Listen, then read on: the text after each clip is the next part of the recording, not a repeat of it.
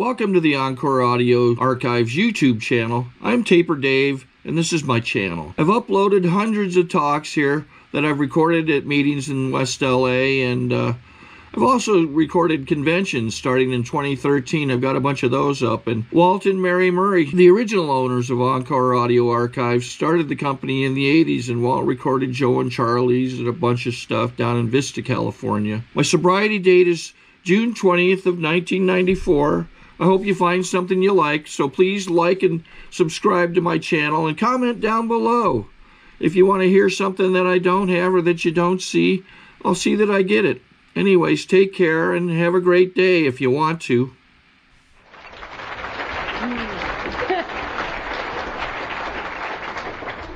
Hi, my name's Teresa. I'm an alcoholic. Hi, y'all. What a group. I want to thank y'all for having me here. I'm so happy to be. Where am I, bud? It's Victor something. It's Victorville. I knew that. This is the second time I've been to Victorville. The first time, well, almost came. Last year, my brother and my darling sister-in-law and my little darling niece, Gigi, came. We met up at Joshua Tree, and at some point, my brother was looking through the things to do map, and we saw this thing that said the biggest rock in the world was somewhere nearby, and in Landers, I think it is. It's the biggest rock in the world. And for some reason, my sister-in-law and Gigi didn't want to go, but my brother and I really wanted to go see the biggest rock. So we drove out to Landers, and we drove by the Orgasmatron or something it's called. This guy has some goofy guy built shouldn't say he's goofy. I don't know if he was goofy or not, but it sure looked pretty screwy. But he had this thing out there in the middle of the desert, and it was something rearrange your DNA for you while the space people came. And it's closed now, but we got to see that. And then we drove out to the biggest rock. And there it was, by God. Great big old honking rock out there. So after the thrill died down, we thought, what else could we do? You know, what we could do. My brother is one of my best friend, and he was a really dear friend of mine. He's my brother, but he's like my dear friend too. And we're kind of wired the same, having the same kind of goofy DNA from my parents.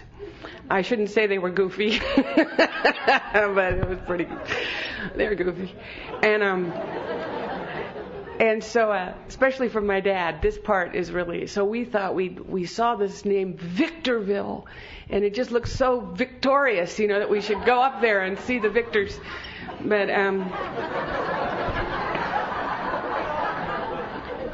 it was getting late, and we had to get back, and so we took some pictures of us by the rock. Big sign said Jesus saves right on the biggest could be right over the rock. And we went back to Joshua Tree, and my brother's sober too. He came in about 3 or 4 years after I did, and that's a great gift. And then his wife came in, and then the dog. The dog came in. Everybody's sober. We're just so thrilled. How long am I supposed to speak for? Until you're done. How long do I speak? Okay, there you go. So I'm just going to start off here. I'm going to go off on the waters of and do as I've been taught to do, which is what it was like, what happened, and what's going on now. I was born. I'm not from West Hollywood. I don't know anybody in the world who's from West Hollywood. I live there now, and I'm so grateful to be here for the weekend. I was born in San Francisco. I was born and raised there. I'm really from San Francisco, and I'm a North Beach girl. And then my family moved down the peninsula for a while, and I went to school down the peninsula, and my father was born in 1899.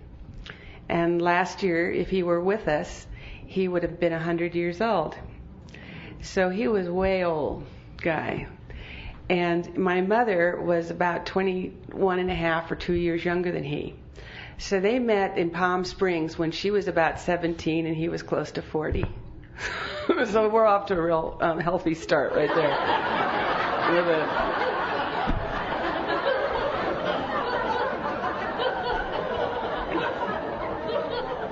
What are you going to do?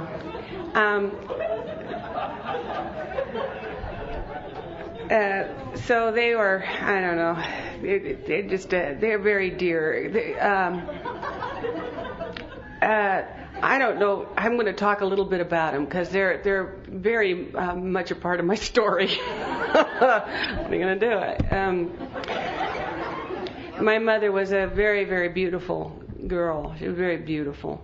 And my dad was a Creole fellow, he's Spanish and French from New Orleans. And so he swears that he remembered the birth of jazz, you know.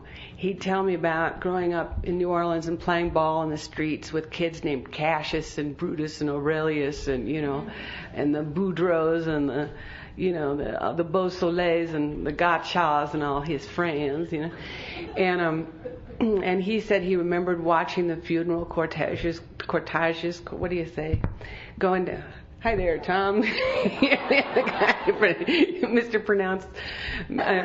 Pronounce that word. The cortège. Thank you. You'd follow those, and they'd be playing jazz. You know, they'd be doing the beginnings of sort of the improvisation, you know, that went on to become known as our great American music, you know, jazz and blues. And he'd tell me stories about the Mardi Gras and how they would go pick up the girls and the coaches with the 4 horses, and they'd be wearing masks and all his great stories. And my mom, of course, was from San Francisco. It's a great town too. And she was raised, her father was the Commodore of the yacht club, you know. She was raised on an 87-foot gaff-rigged schooner called the Eloise. And there was a ballroom on this boat. And when she was a little girl, she'd roller skate on the ballroom of the ship, the yachts. And they started the Transpac race. My grandfather was a great sailor and a great alcoholic. I come from a great line of really renowned alkies. He was busted for coming back from Hawaii with a hole full of booze during Prohibition, and they had a picture of him and everything in the newspaper, and you know the story about busting him for the booze, and he said it was simply, you know, strictly for medicinal purposes. He owned the first automobile in San Francisco, my grandfather. My grandmother, I don't know why I'm talking about my family so much, but my grandmother was 43 or something when my mother was born. So they're all old people. They're really old. They go way back. So my grandfather had first car in San Francisco, and he went to get a license because he'd read that he needed one, and they didn't know what to do. They'd never issued a license for an automobile in San Francisco, so they said, come back in the morning. So he came back in the morning in the car, and they drove him up into Golden Gate Park on the bridle path, and he was driving, and at some point they threw out a dummy, and he slammed on the brakes, and he missed the dummy, and they gave him a license. That was the first driving test. It's amazing. Anyway, he was a big alkie and a wonderful guy, and but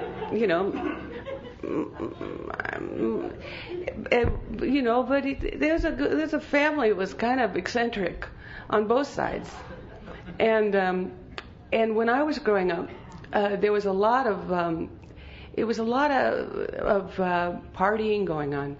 They were the yuppies of their day, I guess, the up and coming. It was after World War II, and everybody was on the fast track, you know, and it was the little black cocktail dress and the pearls, and everybody was in a great mood and making a lot of money, I guess, and I think America was pretty much whacked out of its mind. Everybody was stoned, don't you think? You know, we look back, it was all those cocktail parties and stuff. It was running the engine there. And it was not unusual, I don't think, for everybody to be having a great time. Now, when I was a little girl, I'd watch everybody, and I wasn't having a very good time. I felt kind of left out. I wasn't a happy kid. I was having a hard time. My mom and I didn't bond too well when I was a little girl. She had a terrible time after the pregnancy, and we were separated. She had to go into a hospital for a long time. And so there was no bonding there. And, I don't think we ever got off to a very good start. And I felt I was a different kid. I was an alcoholic kid. Now, I can remember I was very, very happy up until about the age of 7.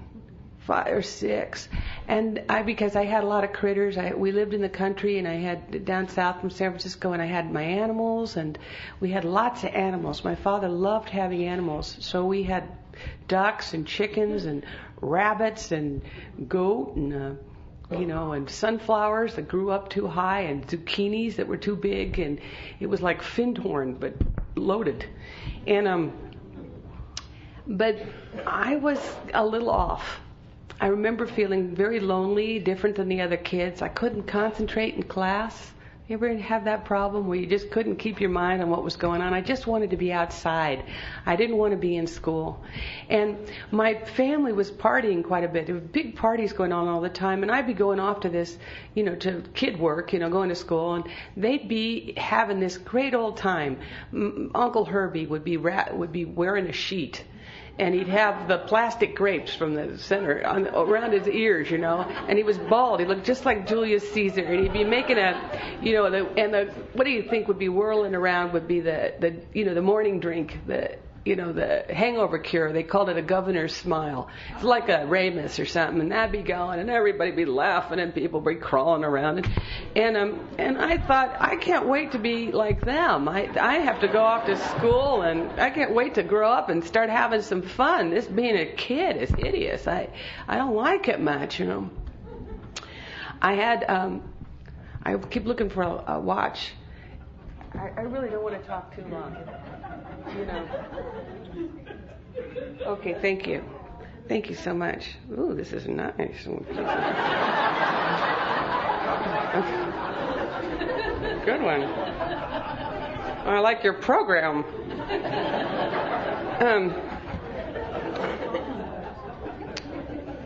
But I had, when I look back now, I realize I had all the ism in place, My father was a workaholic. He was a self-made guy, he was very proud. He's Spanish Basque, and my mother was beautiful but fragile. We used to think she was so fragile. We had to be very careful in the house not to upset my mother for any reason. So I was never naughty. I wasn't allowed to be naughty. And or express myself too much. It was a typical alcoholic home. There was violence. There was a lot of fighting, unhappiness. It was tough. I don't know what we do as alcoholics raising children. It's just such a mess. I've never had any myself, but I've ruined a couple of dogs.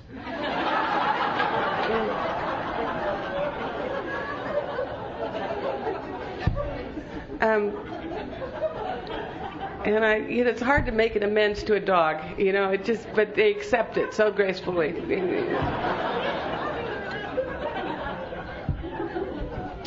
So at any rate, and also, I was being a girl child. Girl children are up for grabs, in our society. It's terrible. The boys experience it too. I think our children are just not as protected maybe they never have been. And we're talking about it more now. But I was molested as a little girl by a man who worked for our family, and it was around, and to me was like another father. And so, about the age of 9, I was a done deal. I knew that God had abandoned me. I couldn't understand why. I had assumed that it was because I had hurt my mother so badly being born. How children have to come up with some kind of understanding of the checks and balances of life.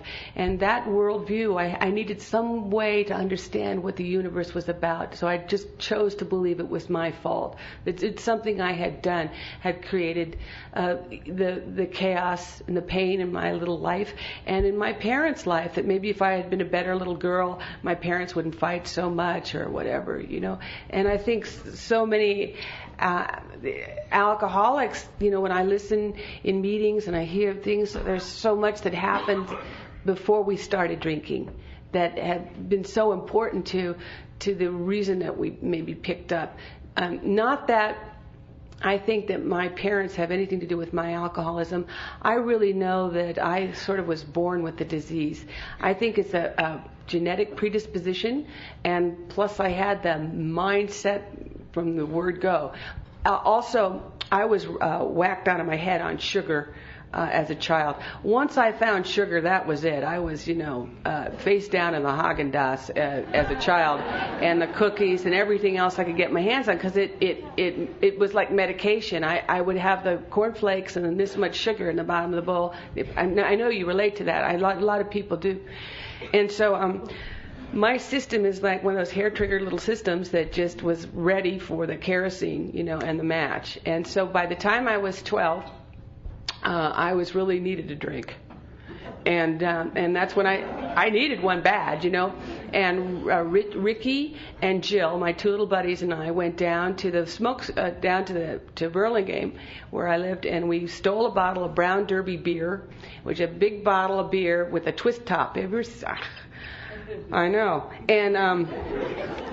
and we stole this big bottle, and the three of us sat around and got loaded. And it was the most fun in the world. Now, Rick went on to become a really magnificent educator, and he's a renowned sort of architectural historian and writes, wonderful articles for magazines. And Jill went on to become also an educator, and she has a big ranch up in Northern California, and she teaches and she writes about teaching. And I went on to become, Miss Alcathon in 1983. It was just, they had as much fun as I did, but they stopped. And I continued. I started at 12, and I didn't end until I got here, So at any rate, but what happened when I drank was the amazing magic of alcohol. It was just like the plasma I've been waiting for. All my inhibitions dropped away. I became extremely funny. Jill wet her pants laughing at me in the smoke shop. She never got over it. And I was, all of a sudden I was somebody else. I was me, but better. I was a better me. I was a different me, and a me I liked better. And once I had that trick in my bag, once I knew that alcohol was there, it wasn't that I became a daily drinker at 12, far from, but there was an extraordinary sense of relief and knowing that I had this ally, this thing that I would be able to rely on. Now, when we got home that night, we were all pretty tipsy, and Jill's parents were horrified. And they grounded her for, I think, the next 15 years. We're waiting for her to be able to go out on a Saturday night. And Rick's parents were horrified. They absolutely were horrified. And my mother sat down and poured herself a drink, and we bonded. We had like a little heart-to-heart, and it was fantastic. I was kind of off to the races. I was a real isolator by the age of about 12. And I also found something that was very important for my life, which was music.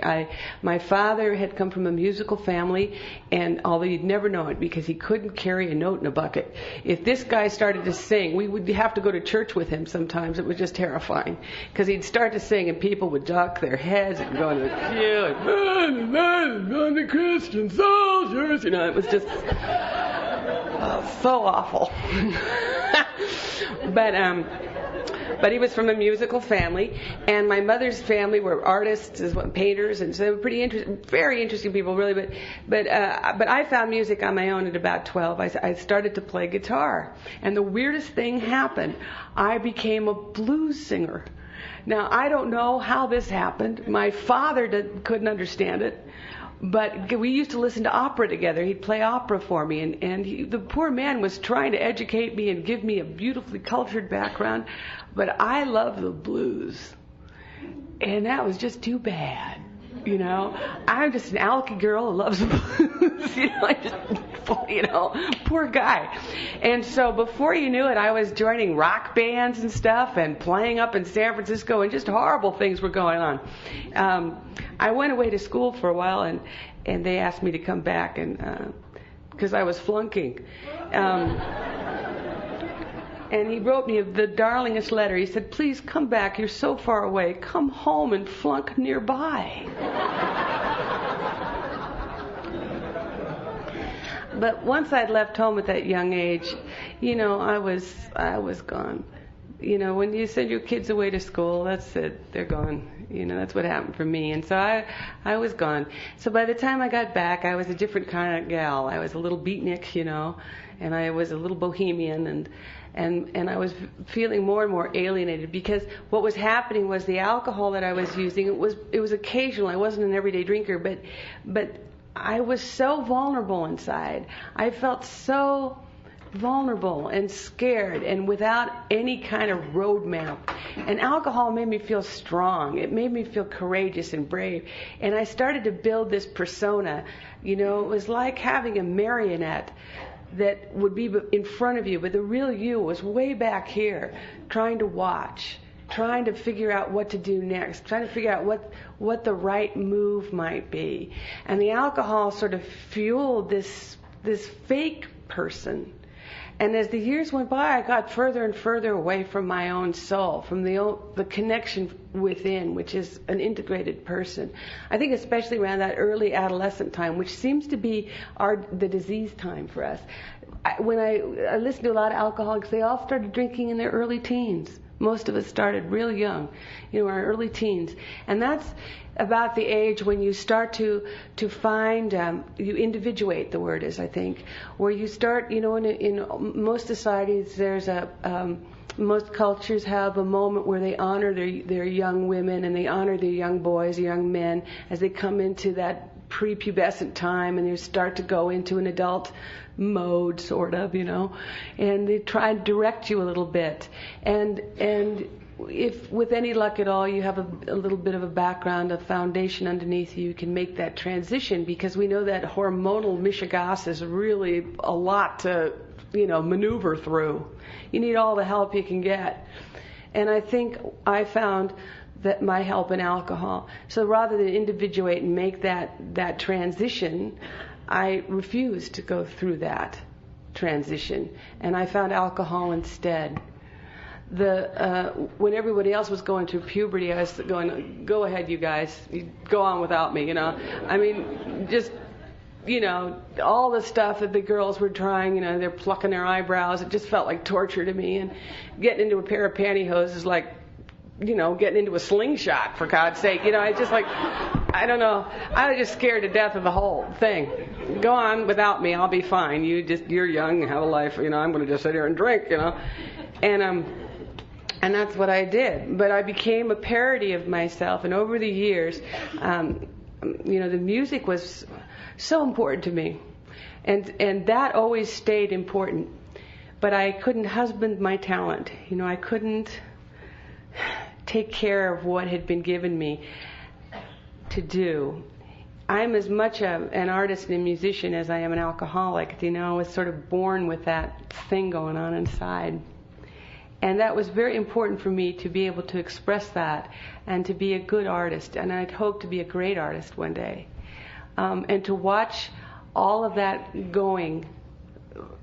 falling from you. And it's as though you can't hold on to it. You had dreams and you had visions for your life, and you had hopes and expectations and great desire.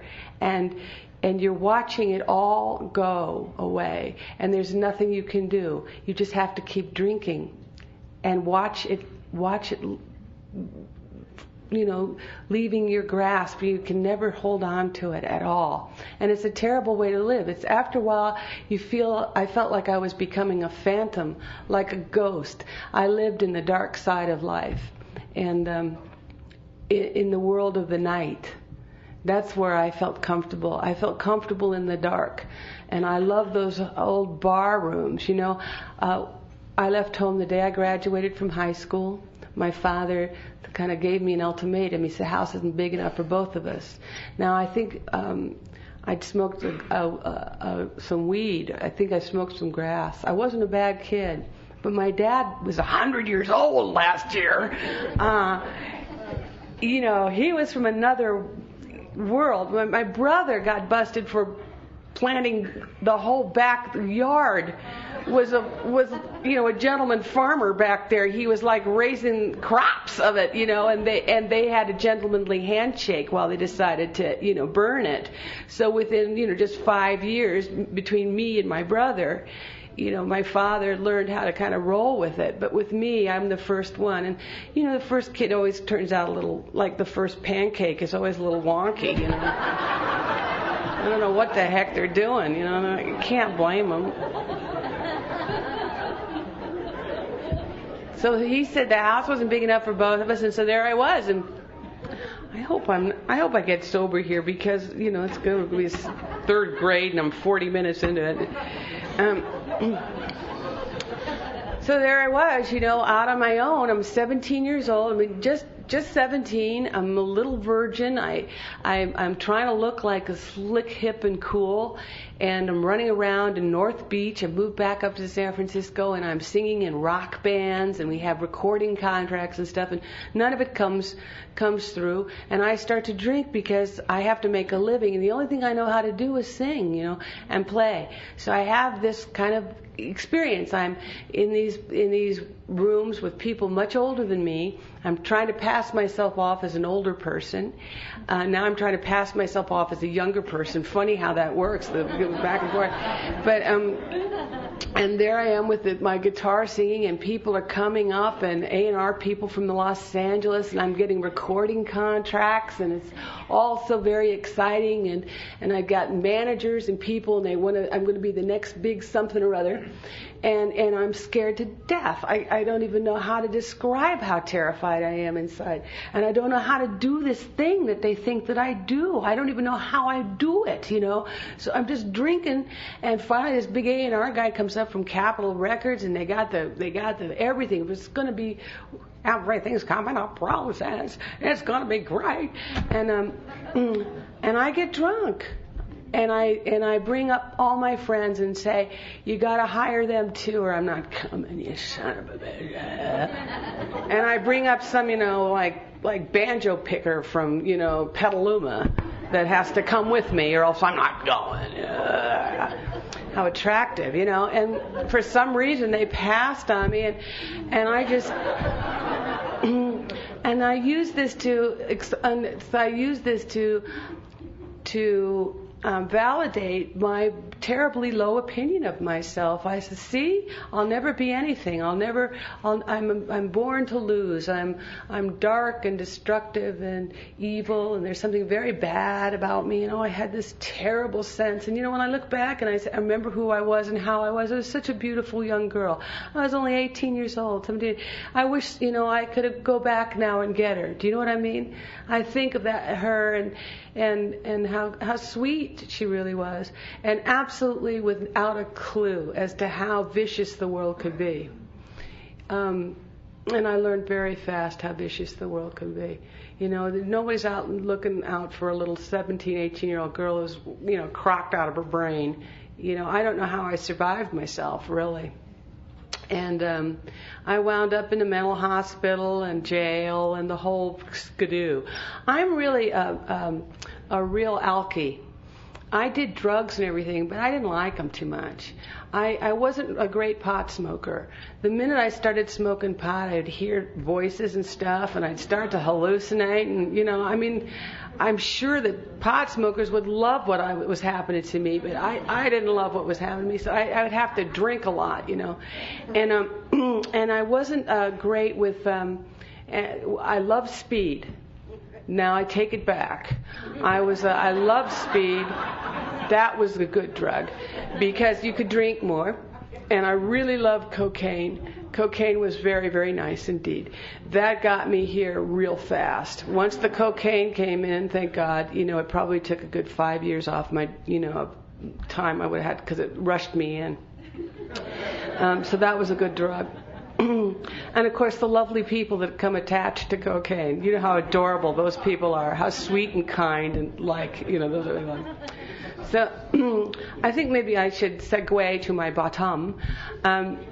I want to say that I drank my way across a couple of continents. I was 86th from Holland. I had left Holland for a while and was trying to get back, and they said, no, we know about you. So I wasn't allowed back into Holland. So that's kind of an interesting thing to happen to.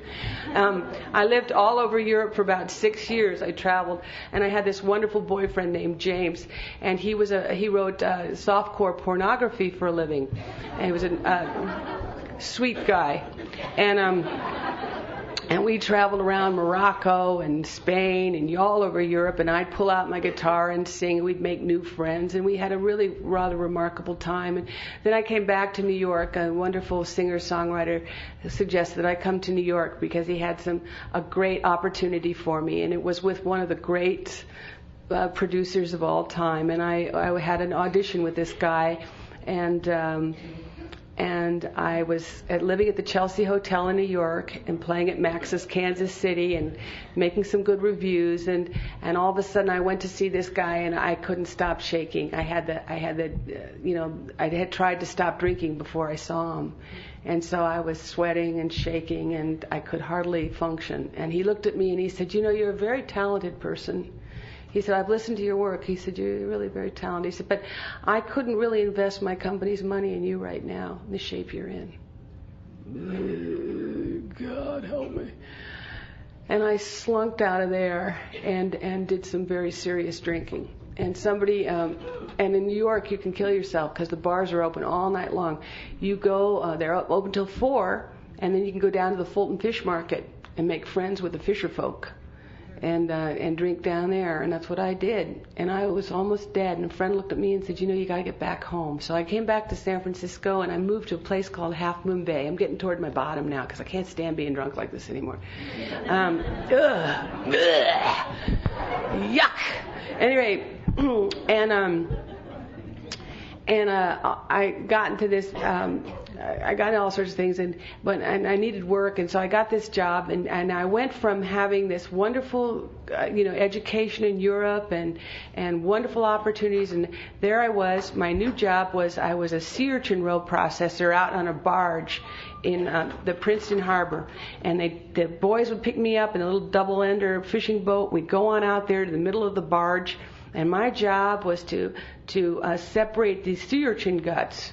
To separate the viscera from the roe. And it's a wonderful career move for any of you women out there who are thinking about doing something that's lovely for your hands. So all day long they'd be throwing up these sea urchins, and we'd crack them open, and I'd scoop this, And I worked for these 2 Japanese guys because we'd send the sea urchins off to Japan. One guy was named Tacky, and we called the other guy Wacky, just to, for the balance. And they'd bring out a bunch of rice balls and all the beer we could drink. We were just so happy. And in the end of the day, I'd have my waders on and my hat, and I'd go into the Miramar, covered from head to toe in sea urchin guts, which apparently is an aphrodisiac for some guys. I don't know what it is.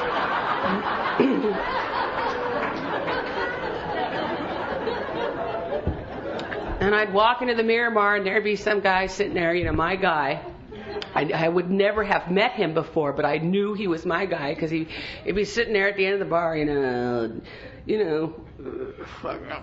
he'd have like an albatross on one shoulder and a rain cloud over the top. They'd be coming down, and I'd look at him, and I'd just recognize that was my guy,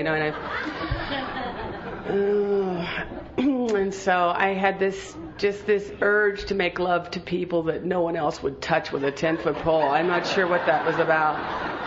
Just this sweet kind of friendly aspect of my being. That was my job. I don't know. So it went on like that until finally I moved back up to San Francisco, and I knew that I was in big trouble. And it was right about that time, around the sea urchin time, that I started to know that I was in very bad trouble.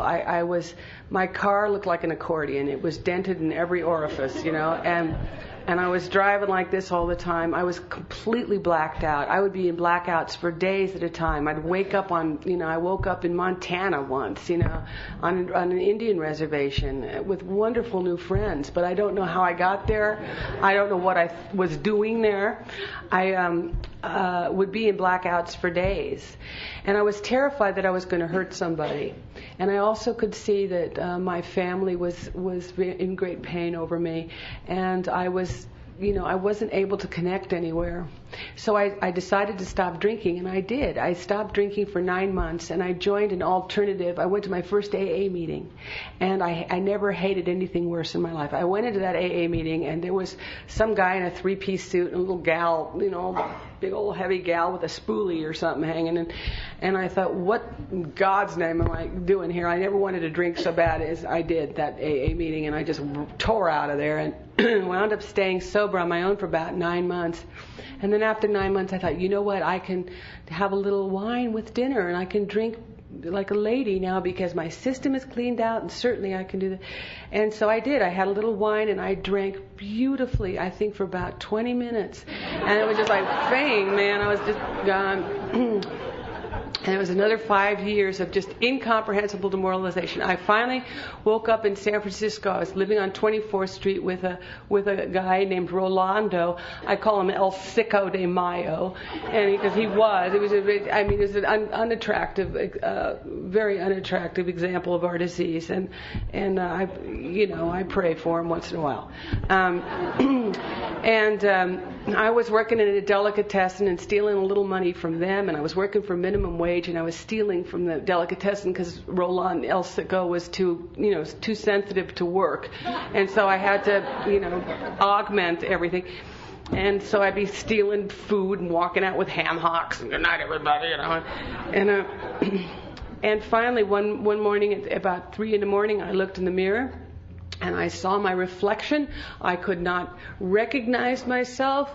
My face was very puffy. I was still a young woman. I had lost everything. Every opportunity had come to me. I had screwed up. I knew it wasn't my parents. I knew it wasn't Rolando. I knew it was me. I knew it was me. And I looked in that mirror, and I looked in my own eyes, and I said, God help me. And I don't remember ever saying anything even remotely like that. I had always thought of myself as somewhat of a mystic and a strange sort of spiritually inclined person. But most of my prayers and most of my conscious contact was reserved, for moments at 3 or 4 in the morning when I had a fist raised. Your mother, what do you think you're doing down here? Stuff. And screaming and everything else. And this was a very different moment. And I think that moment of such deep sincerity and clarity, because I don't hear about that much anymore, that moment of clarity, but I felt as though a clarion blast must have gone off because something heard me. Something heard me. And it was as though some kind of spiritual thermal lifted me up. And through the agency of a couple of phone calls, that night I was in my second AA meeting 5 years later. It was the big Tuesday night downtown meeting in San Francisco, and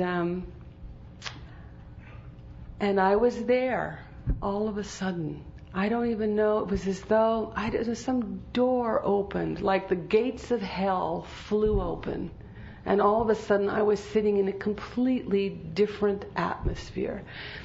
The Tuesday downtown meeting, hundreds of people, and they were from all over. It was like the big basin meeting for all the little tributary neighborhood meetings. San Francisco's a wonderful city. If you grow up there, you feel like it's your mother. You never call it Frisco if you're from San Francisco. You call it San Francisco.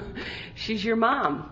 It's the most beautiful city, and it has wonderful neighborhoods, and each neighborhood is very, very different from the other neighborhoods. And so the big basin meeting and the big Tuesday downtown meeting brought in people from all over the city. And there we were in this AA meeting, all of humanity just spread out. Every race, every color, every religion, every sex, because it's San Francisco. And it says every kind of human being. And I wasn't used to that. I had been living, my life had just been restricted now to just a couple of blocks. I had been 86 from all the bars. You know how hard it is for a woman to get 86 from the bars? Like longshoreman bars and stuff. How hard it is to do that. They really are dying for you to come in there. And anyway, so all of a sudden there was this wonderful world, and it was so clear, the atmosphere in there, like it is in here, you know. It was clean and clear, and there was something so fresh and good about it. You know, I'm from Northern California, and I spent a lot of time in the redwoods, and after it rains in the redwoods, there's a kind of and the sun comes out, there's a kind of an ozone smell. I don't know, it's like just like deep oxygen smell that just comes up from the ferns in the bottom of the forest.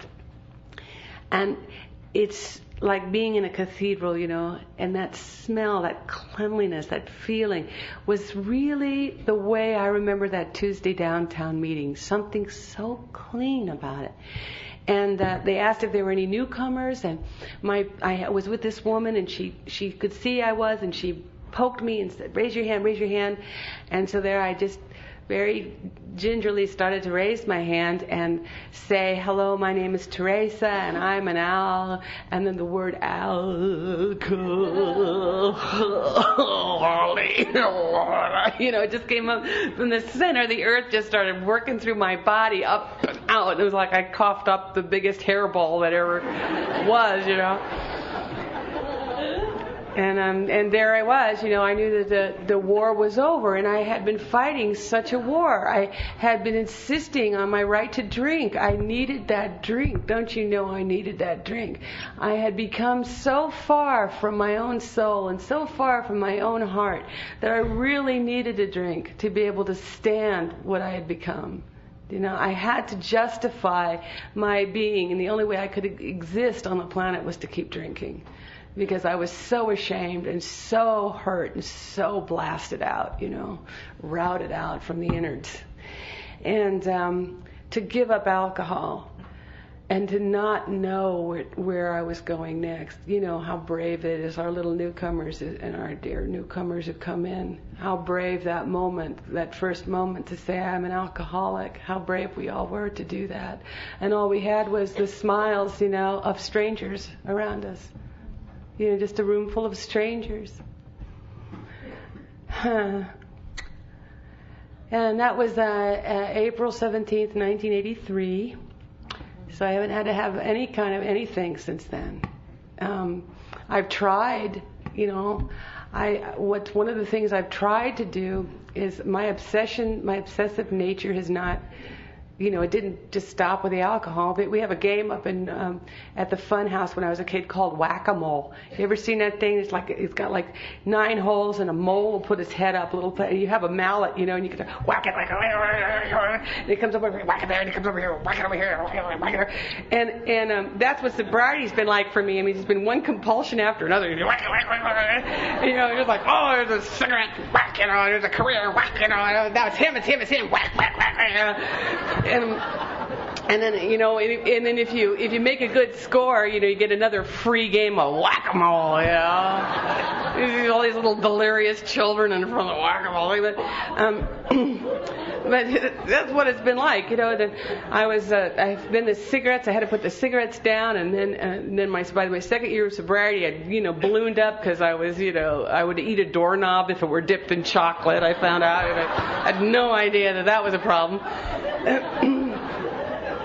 And then it was drinking coffee out of a bucket, and that had to go. And then it was my career, you know. And then shit, you know. And then it was the man, and it was you know. Christ. So, you know, everything has to go because I think what's called upon here is sort of because after a while, of course, as you know, it doesn't work. Nothing works. We don't want to tell the newcomers any of that because, you know, you know, we don't want to tell them the truth yet. It's like, yes, all your dreams will come true. Oh, yes, I drive a big car. And I really was hoping for all that stuff, you know. In my third year, well, let me just get to some stuff here. I hope I'm not overdoing it here. I'm going to get to. All right. So so at that very first meeting, I met a guy named Frank, and Frank has been sober 55 years now, I think, and he's very well known in San Francisco. He's an old curmudgeon-y looking guy to me. and he didn't have his teeth in or anything, and he was wearing a funny little suit and he had a little watch cap, and I thought he was there for the cookies, you know. And but it turns out like he's this bodhisattva kind of wonderful man who spent his whole life in service, and he was cleaned up the waterfront, and he got the first recovery homes in San Francisco going, and he's a really well known, loved person. And he came up to me, he'd seen me raise my hand as a newcomer, and I was anorexic. I probably weighed about 105 pounds, which is, I'm 5'8", so I was a little. And I was all that newcomer chic. I had all the big eyeliner and stuff, and smoking cigarettes, Fuck you, fuck you, fuck you, fuck you.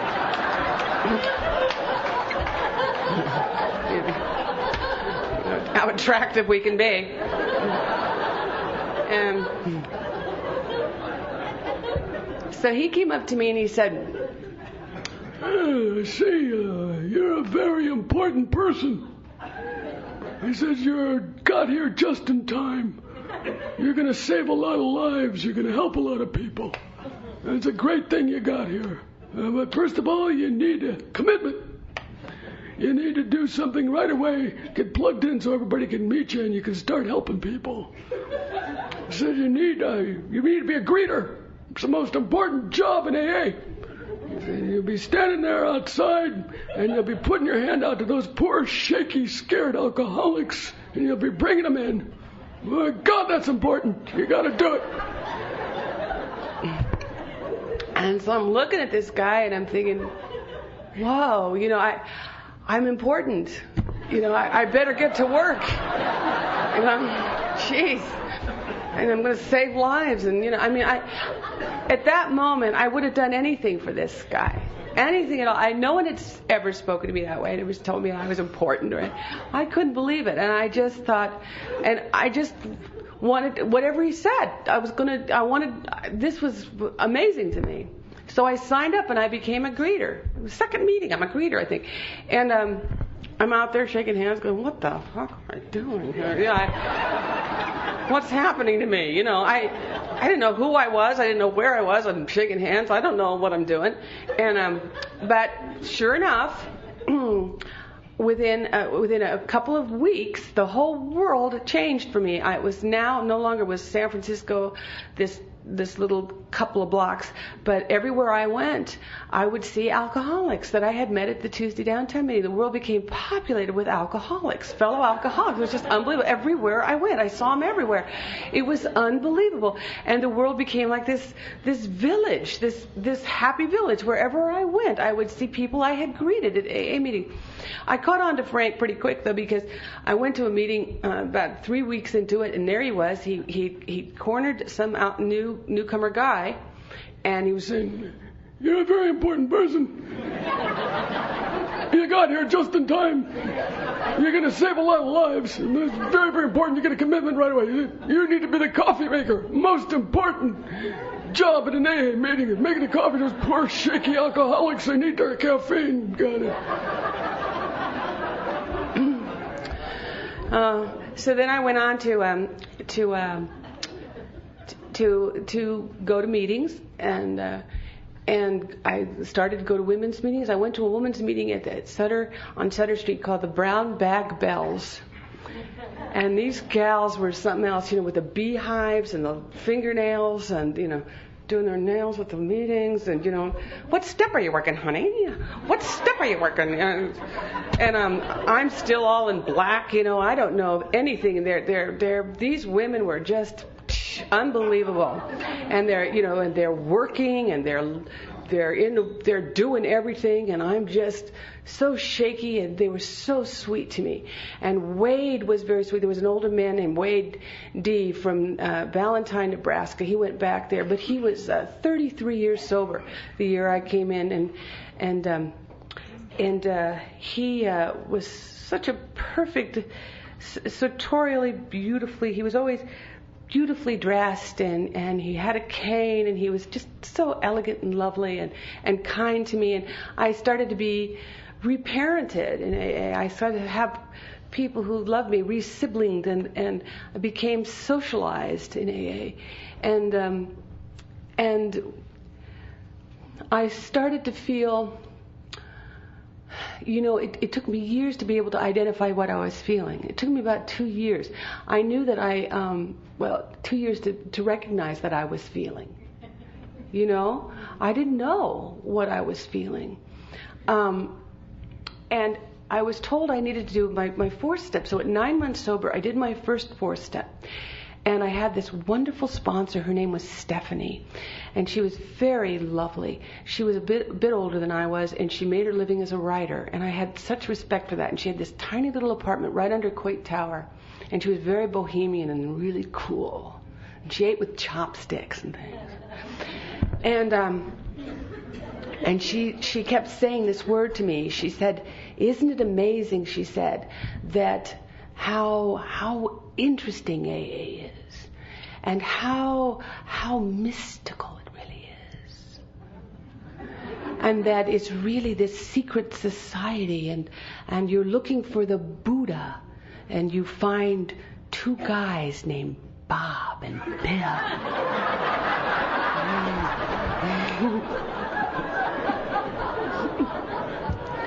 I think she's absolutely right. And I ran up with my fourth step, and I remember my knees were shaking because Stephanie, I feel like the prize heifer or something like that. I won! Oh, yeah, really, look at that. I don't know what a yellow ribbon stands for, though. I don't know. Oh well, let's not think about it.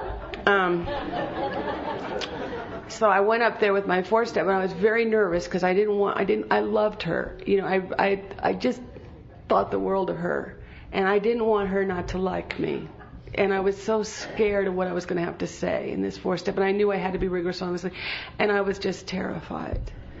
And I went up and I shared my fourth step with her, and she, of course, did the good old AA thing and swapped me story for story, And as I was about to leave, I was standing at the top of the stair, and I looked at her, and she had this really weird look in her eyes. It was a kind of a goopy, guppy look in her eyes. And I thought, what's the matter with Stephanie? And I was looking, and I realized that she was looking at me with love. And it just hit me, She loves me.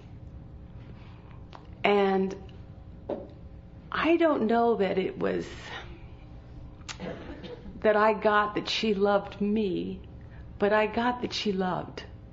And I was feeling it for really the first time in my life. I remember when my little brother was born, Arturo, and I remember when he was about 2 or 3, and he was crawling around on the floor, and I remember my heart just filled with love for my little brother. Just like, ah. And all of a sudden, not since that time had I had that feeling. And when I looked at her, I knew something had cracked open in my heart.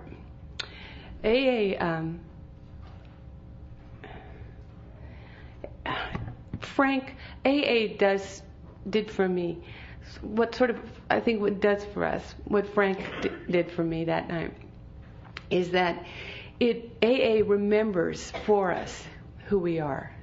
It says, come in, sit down. You've been out there in a nightmare. You've wreaked a lot of havoc. A lot of havoc's been wreaked on you. Sit down, calm down. Do these suggested little suggestions here, these steps. Work with others, etc. And gradually you'll start to come to. You'll start to come to. You'll come to. You'll wake up. You'll wake up from the terrible nightmare. You'll wake up from the bad dream, from the unreality of the life you led. And you will come into the reality of your true being here.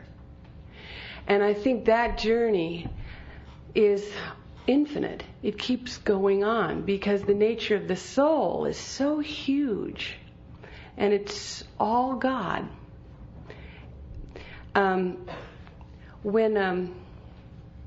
When Frank would stand there and look at me like that, and we're still very good friends. Frank's getting old now. I think he's about 80-something. And they just had his 55th birthday for him up there, and everybody went. I but he's still really sharp, and when I really need good advice, I give him a call, and he hones in on me just like, Yoda.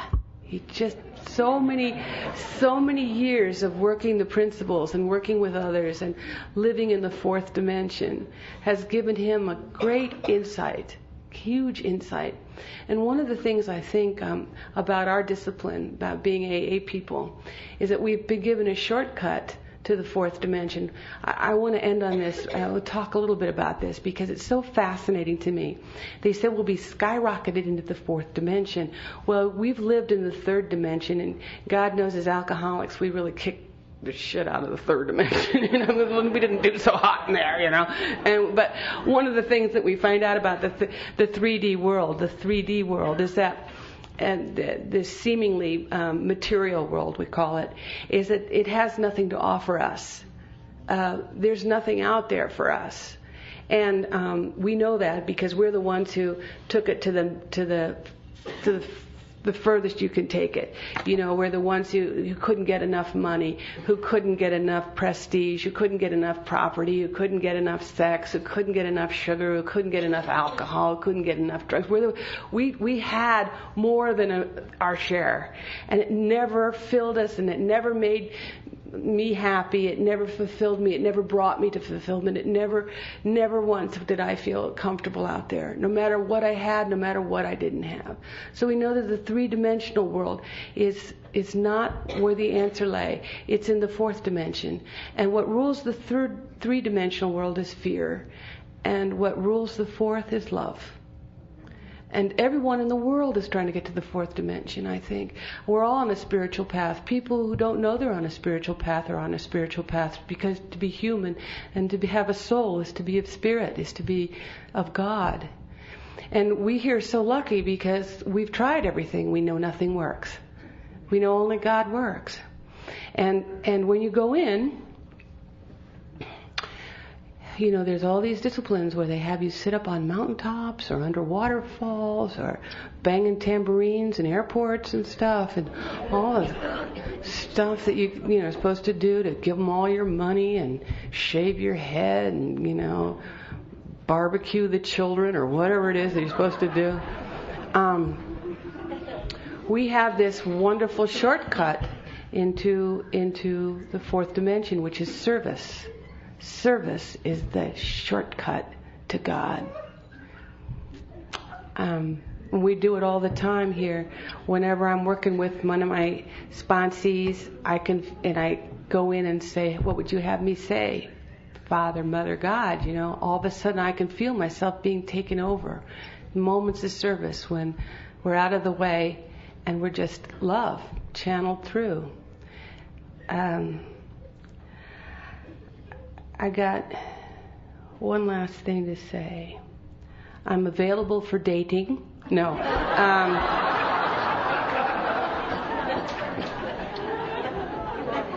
That's very brave, I know. Well, as they say, the odds are good, but the goods are odd. That's what they...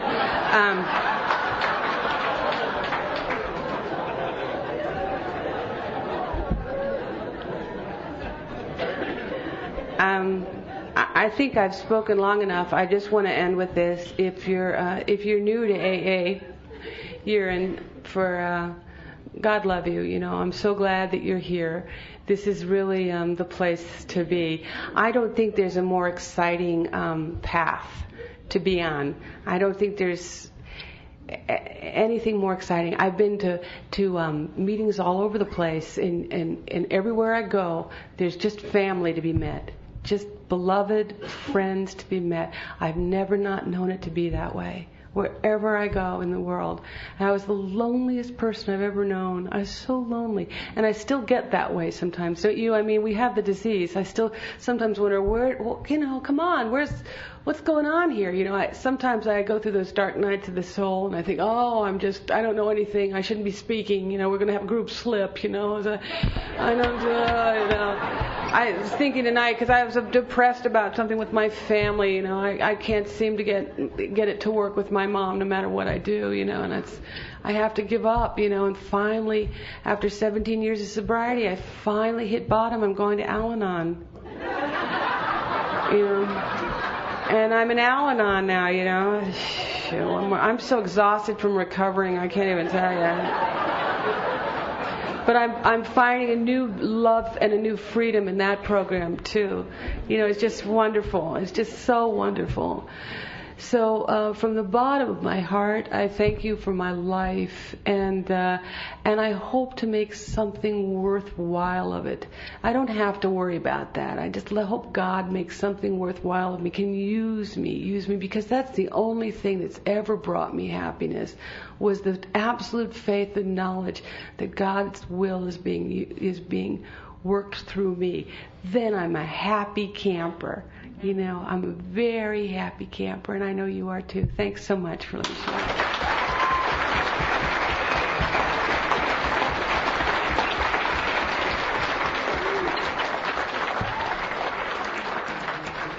Sorry to interrupt your viewing. Taper Dave here. Just wanted to take a second to ask you to like and subscribe to my channel. Let me know if you like what you're listening. I've got some very good talks here, and this one's a great one. Just curious, do you think this is better than Zoom? Tell me what you think.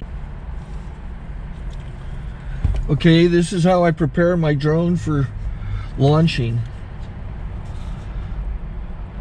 I like to do it inside the cab of my truck so I'm not standing outside in the weather. To install the joysticks for control, up and down, right and left, powered on. I have an Android phone that I use to connect it to the drone with. And it's actually controlled through the iPhone, through an app. Oops, wrong way. It's actually controlled through the iPhone, or through this Android phone, through the app. It's actually controlled through the Android phone, through an app, and you connect it through this short connection right here.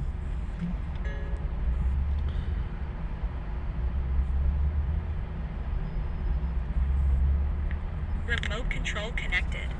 Remote control's connected. So I pull out the drone. I have to extend the legs. Long legs extended first, then the short legs. Remove the gimbal protector. Set that aside, then power it on one short burst and one long burst. I lay it down. So I have to go to calibrate. So the drone's not connected yet. It shows you here as this drone gets disconnected, even though the remote's powered on. So the drone has to establish it's connected. So I go into the app to calibration mode. First I'll calibrate the remote controller. Start calibration. Out, in, oop, out, in, up, down, and then this little wheel is to control the gimbal. So it's calibrated. Go to gimbal calibration, start calibration, and then it calibrates the gimbal. I don't know if that shows up. The gimbal's moving all over the place. Changes, you can see it on the video. And I'm calibrated to take off. It's acquired 7 satellites at the moment. There are 26 satellites up in the sky, which it has to acquire before you can take off. So it's connected. It's got enough satellites. This is white. I can go to press this little arrow button, swipe right to take off, and it would start the motors if I slid this to the right. But I'll wait till I get outside. Don't want to do it inside.